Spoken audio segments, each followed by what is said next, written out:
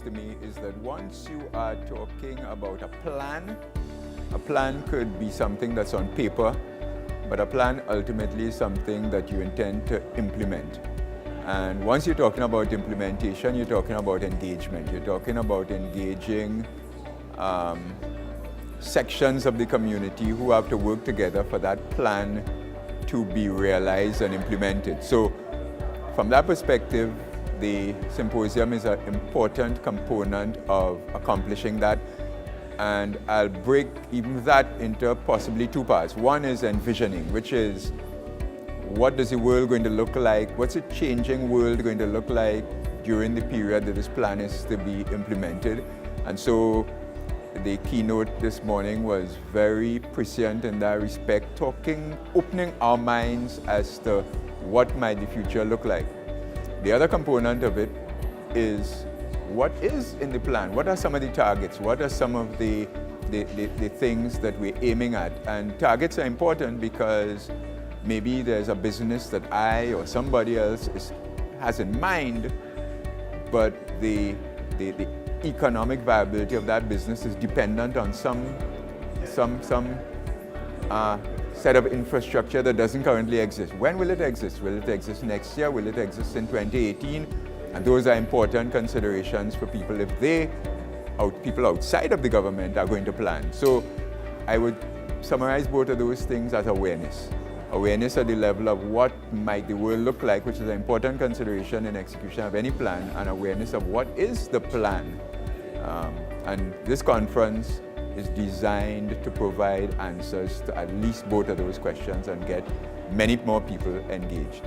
Out of the conference, you're really talking about, so the conference delivers this, and my expectation is that people who receive what is delivered will leave the conference more aware, more informed, and that is in fact going to be part of what's going to inform their actions, their choices, their decisions, the level of awareness of the urgency for them to act, the awareness that I'm not alone, there are other people working on other things. So the takeaway really is from the people who are here, and hopefully even beyond the people who are here, the ability to have outreach with some of the post-conference programs.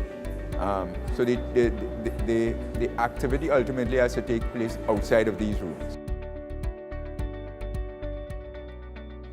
The National ICT Symposium, first of all, it occurs biannually, every 2 years.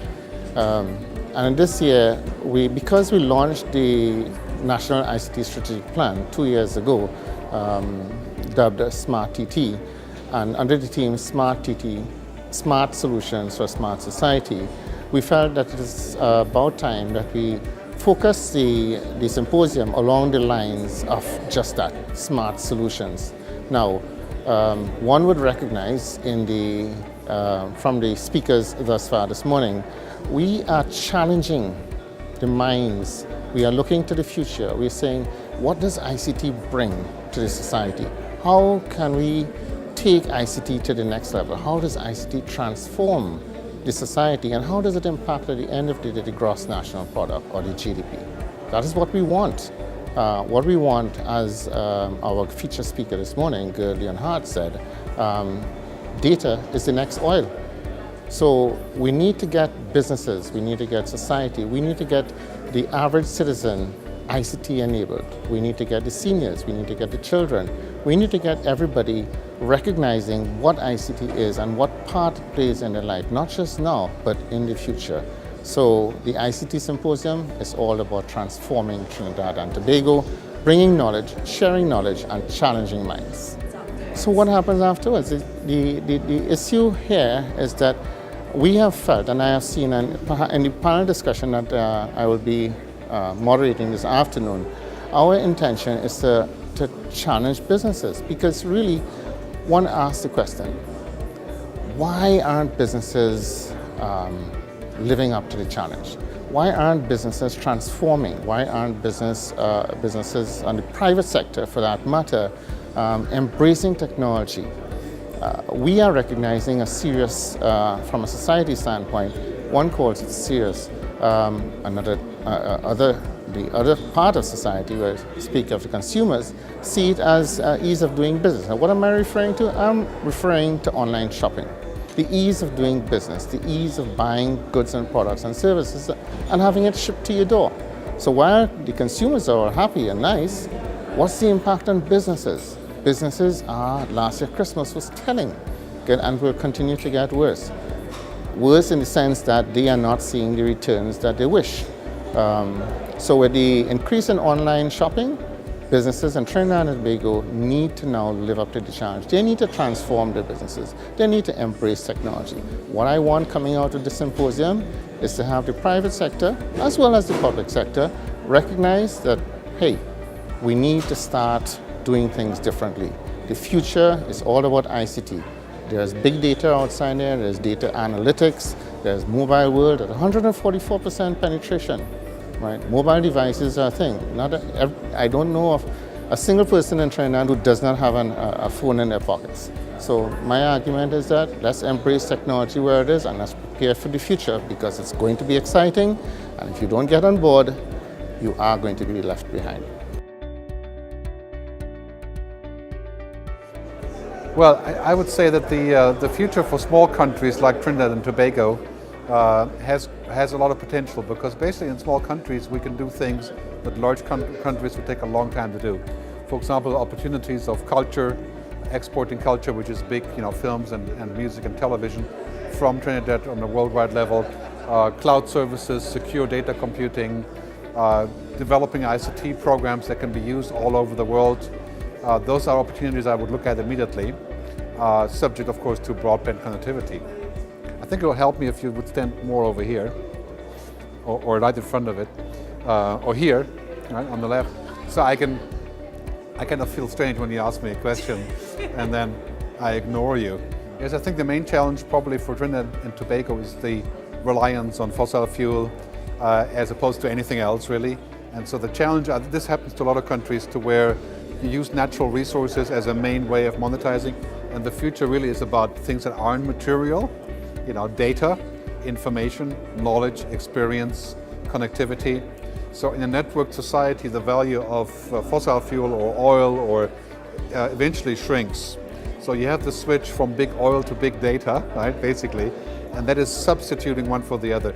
We will probably be dependent on oil for quite some time, but not to the extreme that we have today. So in 20 years, we will have energy saving information technologies, we have the Internet of Things, we have rapid advances in things like solar energy. So that means that basically there's a new business model you have to look at for a country, which is based on data, on information, on connectivity, on culture, on things that are unique, and what I call the experience economy. So the idea of saying that it's not enough to have information or data, because humans don't interact because the data is good. There's many things between the data. So that is the experience economy. Both of those things, Trinidad and Tobago could have a lead on the technology, but also on the experience part, because of tourism and culture. And that is generally true for smaller countries like Switzerland, where I live.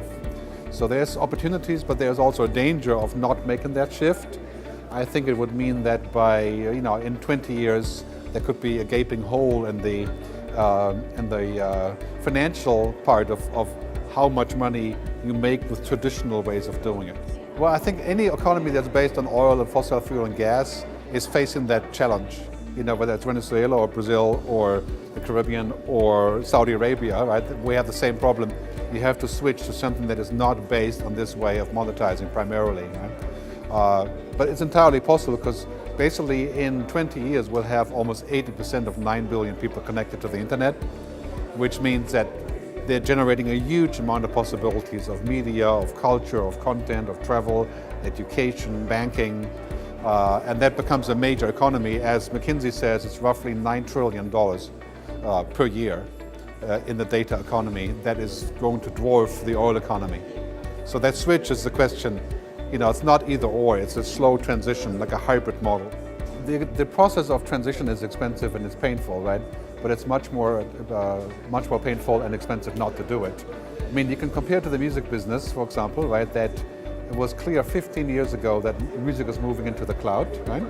And we're facing a situation to where it was obvious in 1999 that music is moving to the sky and people hit a button and play music, right?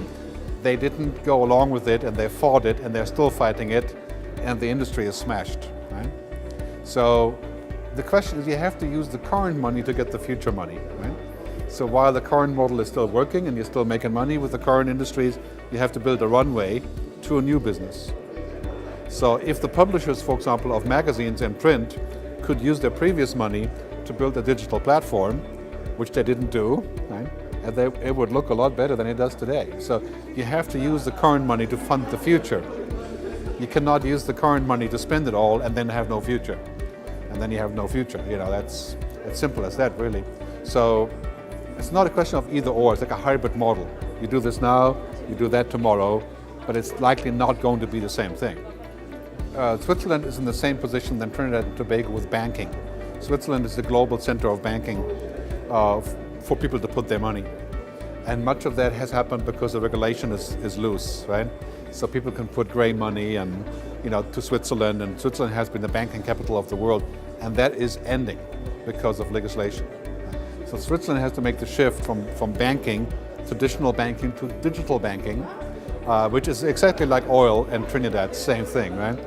And the fact that Switzerland is competitive, I think that research and the study is interesting, but it doesn't necessarily reflect the reality in Switzerland, that I think Swiss people are just as risk averse as they may be here. The main challenge for small countries is to take a higher risk and to have leadership that sees the future. For big countries, you can afford to have your own market. Like, if you're an American company, it's enough you have 300 million customers, right? But in Trinidad, you have 2 million or something, right? So you need to go out. So the risk of small countries is not to see the future and develop a business plan to go out with new services, right? Because then you lose your global influence. Jugaad innovation is an approach to innovation that's most common in emerging markets like India, China, Brazil, developing economies. And it's one that's frugal, flexible, and inclusive. So it's almost diametrically opposed to the approach to innovation that's used in the West, which is typically R&D driven, so it's expensive, it's more linear, it's kind of insular, it's done by people whose job it is to innovate. So it's not to say that some businesses do require startup money, but very often a lot of businesses do not require a lot of startup money. So if we leverage the resources that we have at hand, those resources don't always have to be capital. They don't always have to be additional headcount. It can be the knowledge that we have. It can be the people that we know. It can be the way we put things together. It can be leveraging something old in a new way to create a new product or service or business model. It's interesting, a lot of people think that Jugaad innovation doesn't include technology because it's lower cost, right? But it's lower cost, high value. And Jugaad innovation actually can employ a lot of existing technology. So for example, if we use mobile technology to help connect people so that they can have a bank account or so that they can share money, that's one way we can leverage technology to create a Jugaad innovation to address an issue around, for example, if people don't have adequate access to financial services. So there are multiple examples. There are product examples as well.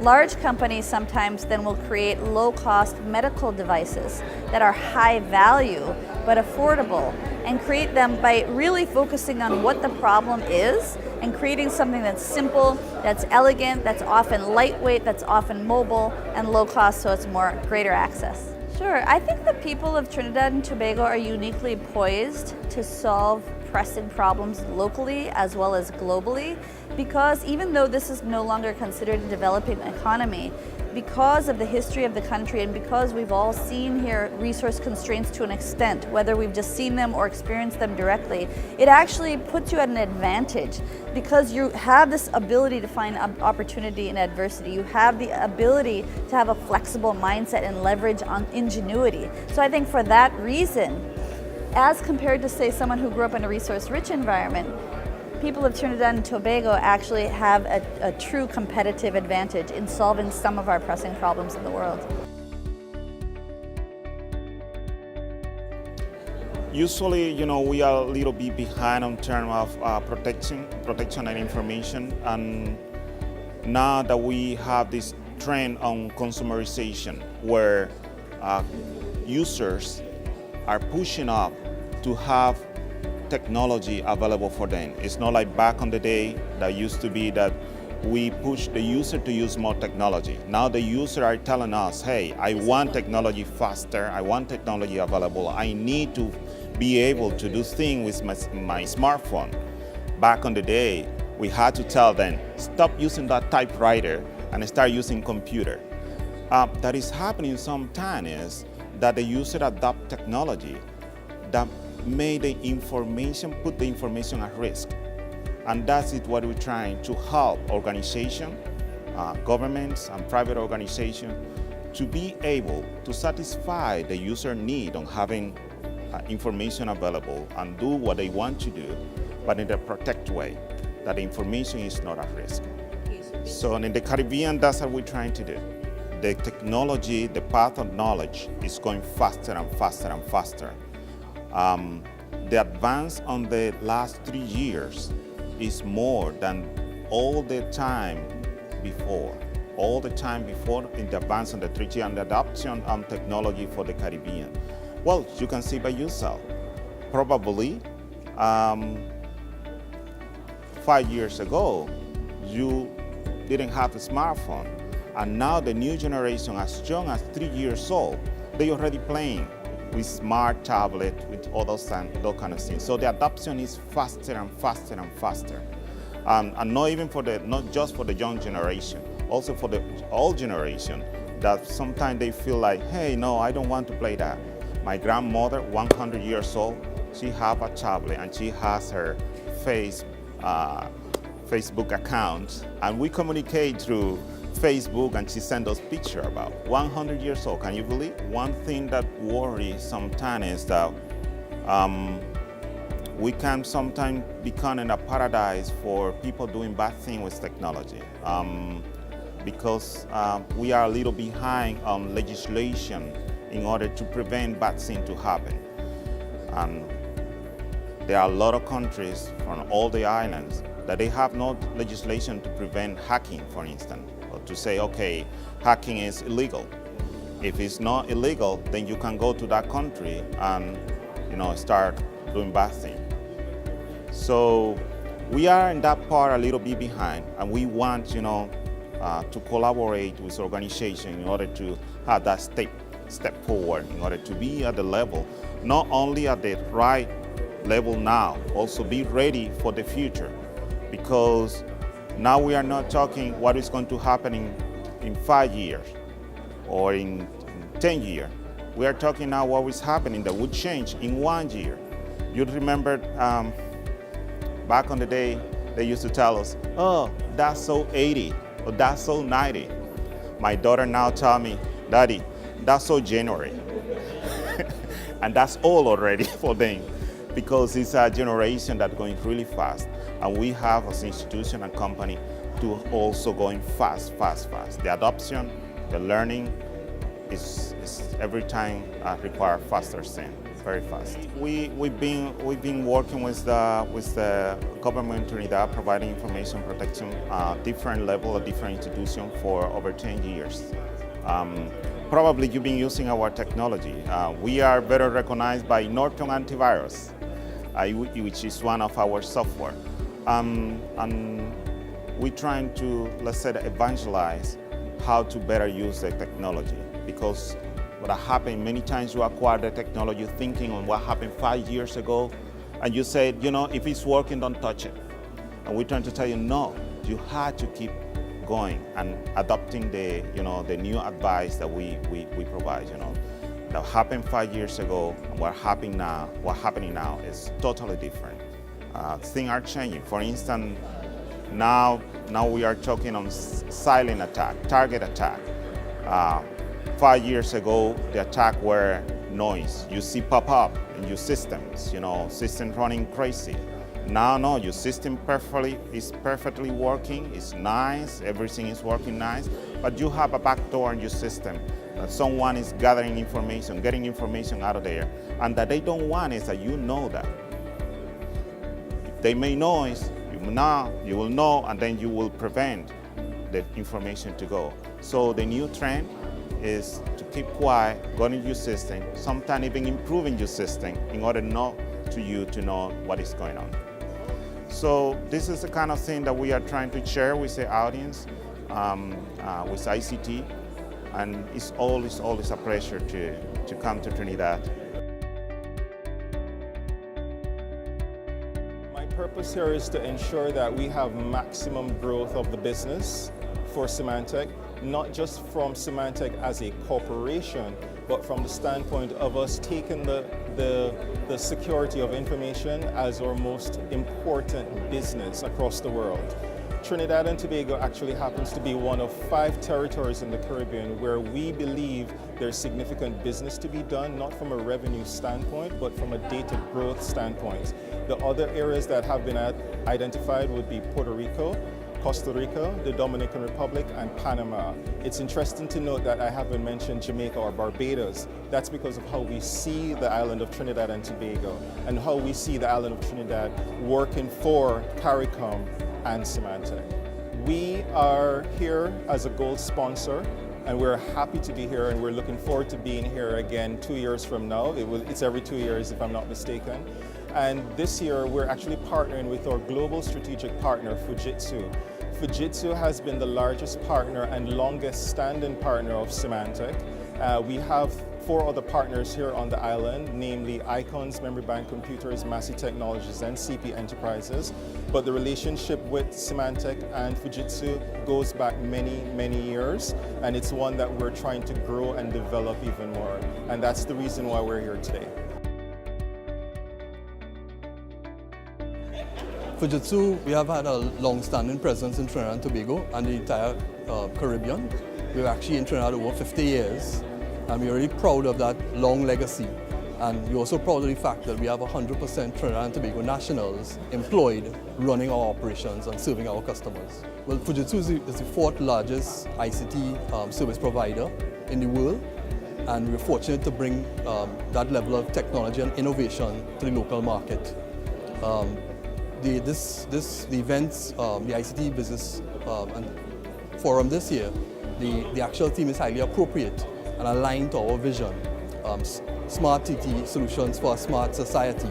That's directly aligned to Fujitsu's own vision, where we believe ICT actually plays a pivotal role in driving a safer, more prosperous, sustainable society. So ICT is a catalyst for enabling innovation through the fusion of information, people, and infrastructure. I think obviously we have a ways to go. We have made significant strides. I can relate that to some projects that Fujitsu has done and working in collaboration with our stakeholders, government and private sector. We have done a number of projects. As an example, I'll give you an example of one of those projects where we actually computerize the population registry. So the population registry, which is the birth certificates, marriage certificates, and deaths, and that has born, coming out of that, obviously you get electronic birth certificates now. It forms a unique identifier that you can get additional government services which you can apply for. Some other areas of innovation, it's around, we were the first to deploy for the Trinidad and Tobago Police Service automated fingerprint identification system and records management system for the police service. In collaboration with iGov.tt and Ministry of Trade, we were heavily involved in the single electronic window, TT BizLink, which you might be aware of, which enables the ease of doing business for Trinidad and Tobago and increases our competitiveness. And at Fujitsu, we see ourselves playing a pivotal role in that, in terms of we have made significant investments in Trinidad and Tobago. We were the first and currently the only uptime certified Tier 3 data center facility. And that's important because that facility is highly available, highly secure, which allows new ICT consumption models to emerge. So from that facility, we're able to offer cloud-based services for our customers, and that dynamically changes the landscape and makes the availability of ICT to the wider community more efficient and more agile. Well, I do different things. So I'm the managing director for Digital Americas, which is a video system integrator for the Caribbean region. So we work, for instance, to mention a few clients, we work with in Suriname with Telesur. We help them to migrate from analog to digital TV. And we also work with the incumbent in Curacao to help them, to roll out the next generation television platform. I also studied philosophy, so the other role that I have, or the other hat that I wear, is the Chief Philosophy Officer, right, from 100 Watt, which stands for Working Apart Together Tribe. The point that I try to make is that in the old days, to know who you really are, you have to answer the question, who am I? Or to answer that question, who am I? That was the question that would lead to wisdom. And I made a joke a little bit to say that nowadays, with all the technology that we have in our hands, it's not about knowing thyself, but it's about knowing thyselfy. So basically, it's a perceived reality or an image of reality that we want to show to the world. It's more of a joke, but at the same time, it fits in the trend, where technology hits human culture. No, it's great. It's a privilege for us. I mean, IBM has been a sponsor for every single edition of the ICT Symposium, 2008, 2010, 2012, and now this one. We work a lot with government agencies to help them solve their business problems. That's, our key mission. And we have been working with the Ministry of Science and Technology and iGov.tt, in particular with, for example, the government portal, TT Connect, to help them to be able to offer these government services online. So again, we see this as another way of being able to demonstrate thought leadership in particular ICT and business and innovation issues, bringing it to the membership of the public, the citizens, and basically members of the ICT community to understand what's going on in technology sphere. And again, we feel this is a worthy cause. It's an area that IBM is very feel passionate about. So we are very pleased to support this symposium. Yeah, as I've traveled around to many of the different spots within the Caribbean, I find that Trinidad and Tobago is definitely one of the islands that, in my opinion, is more advanced than a lot of the other islands, for sure. It seems to have a very good, solid foundation in what they have today, and also for moving forward. The event like today, I think, just kind of really truly tells a tale as to, the capabilities and kind of what they're looking at and what they're trying to do. And to be able to link, I guess, private and public sector as well as the partners that work here, I think it really kind of helps with the movement moving forward and so forth. Yeah. Well, I think what has to happen in Trinidad and Tobago, certainly from a government level, is to be able to take advantage of some of the newer technologies. So a lot of what IBM is focused on, our strategy, is focused on cloud, analytics, mobile, social, and security. And these are areas that we feel resonate well, not only with the private sector, but certainly with the public sector as well. So what we need is, I think, certainly at the government level, to understand what some of these new technologies to be able to take advantage of. And in IBM, we can help in terms of enabling some of these new technologies to be able to serve citizens better in Trinidad and Tobago. Yeah. No, I would echo Simon's comments as well too. I think, from a government perspective from Trinidad, we've got a lot of cases and examples that we can kind of bring forward that are already in development, that have already been done, that Trinidad and Tobago can take advantage of. So the key is the collaboration amongst the two parties to ensure that we're well aware, we're kind of showing you what we have that we've done in this area, and then also for Trinidad and Tobago to kind of understand exactly what it is and see if it would apply within their infrastructure and environment. Again, just to reiterate that it is a privilege, and we're proud to be a gold sponsor for the National ICT Business and Innovation Symposium for 2014. Well, the symposium was so exciting, it brought out so much. Let's go back to the theme of the symposium, Smart Solutions for a Smart Society. And over the last 2 days, we were discussing all of the different aspects of what Trinidad and Tobago has been doing in ICT over many, many months of hard work. We have a national ICT plan called Smart TT, and so it was very relevant to what we discussed here in this National ICT Business and Innovation Symposium. We started it with an opening ceremony where there was discussion about a country similar to ours called Estonia, 1.3 million people, and Estonia was very hungry for success to change that country and move it forward very quickly using ICT. And it's a lesson that we can learn because we have so much more in terms of resources.